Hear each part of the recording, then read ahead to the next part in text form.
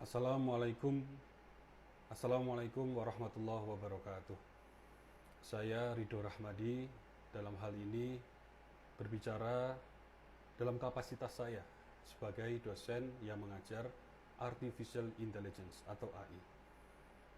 Saya ingin memberikan respon tanggapan saya terhadap ketidaksinkronan atau perbedaan hasil yang dimuat di Sirekap dengan yang tertera di scan C1. Yang pertama, hasil dari Sirekap itu adalah hasil ekstrak ya, menggunakan model AI ya, dari scan C1. Kemudian diekstrak angkanya, kemudian ditampilkan dalam aplikasi tersebut. Nah, kesalahan atau ketidaksinkronan dari yang ada di C1 yang asli dengan yang ada di Sirekap, menurut saya bukan berasal dari model AI yang digunakan untuk mengekstrak.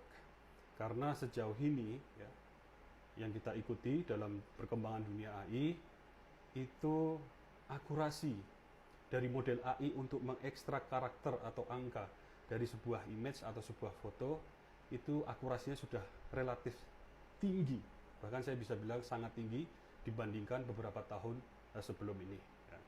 Jadi saya rasa tidak ada masalah pada model AI yang digunakan. Nah, saya melihat ketidaksinkronan ini lebih disebabkan oleh hal yang sifatnya algoritmik.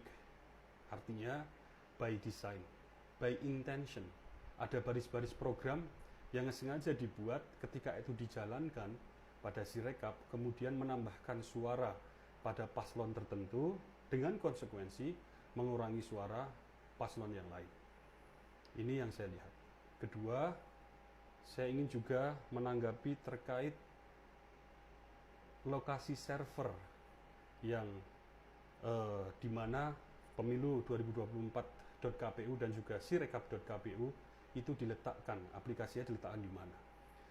Ya, kemarin diberitakan itu diletakkan di Alibaba dan tidak diletakkan pada server yang ada di Indonesia. Nah, tadi saya melakukan kajian, ya, melakukan trace bersama tim di mana letaknya. Jadi sejauh yang kita dapatkan memang betul servernya itu adalah server Alibaba yang lokasinya memang most likely sangat besar kemungkinan tidak di Indonesia. Yang menurut saya ini sangat berbahaya. Bayangkan satu kotak yang berisi seluruh suara ya dari seluruh penduduk Indonesia, bentuknya memang digital, itu diletakkan di luar wilayah Indonesia.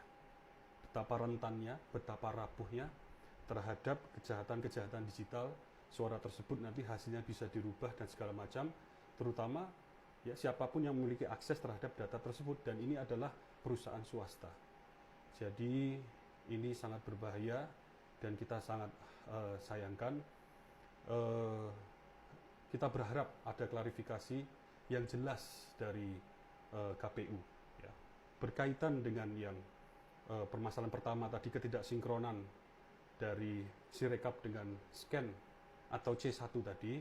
Ini sebenarnya mudah saja dibuktikan dengan mungkin KPU bisa mempublish sebagian, tidak usah sepenuhnya ya, sebagian dari baris program di mana itu memang yang menjalankan atau mempublikasikan hasil tadi pada Sirekap.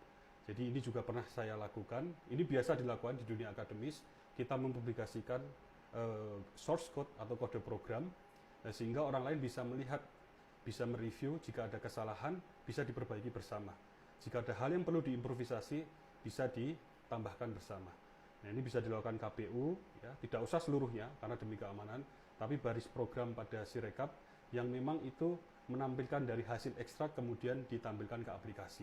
Sehingga kita bisa melihat ya, orang-orang yang memang mendalami dunia IT ya, itu bisa melihat bahwa memang tidak ada penggelembungan dalam baris program yang dijalankan ini. Kedua, masalah server ini harus diklarifikasi ya, jika letaknya memang di luar harus ada langkah-langkah khusus ya, yang segera sehingga itu menjaga sepenuhnya kedaulatan data, keamanan data pemilu di Indonesia pada tahun 2024 ini. Sebagai contoh, ini di belakang saya adalah server-server yang saya dan kawan-kawan kelola ya. Ini untuk kebutuhan startup yang skalanya masih startup, ya skalanya masih startup. Ya, kita ada server untuk mengelola model AI, untuk deployment istilahnya, untuk development, bahkan untuk storage backup ya, sehingga data itu terlindungi. Ini kita yang skalanya masih startup, punya kesadaran bahwa data itu harus ada di Indonesia dan milik kita. Nah, ini ada di Yogyakarta ya. Nah, apalagi kalau itu skalanya adalah untuk pemilu 2024, pemilu di Indonesia, tentu datanya harusnya ada diletakkan di secara fisik, itu servernya ada di Indonesia dan tidak menggunakan perusahaan swasta manapun ya, harus dikelola sepenuhnya oleh pemerintah Indonesia. Dan kita punya Kominfo, punya mungkin lembaga-lembaga lain yang relevan yang bisa kita letakkan di Indonesia. Demikian, ini sedikit tanggapan, harapannya untuk menambah pencerahan tentunya, dan kita harapkan nanti ada titik terang yang bisa disampaikan terutama dari pihak penyelenggara. Terima kasih. Assalamualaikum warahmatullahi wabarakatuh.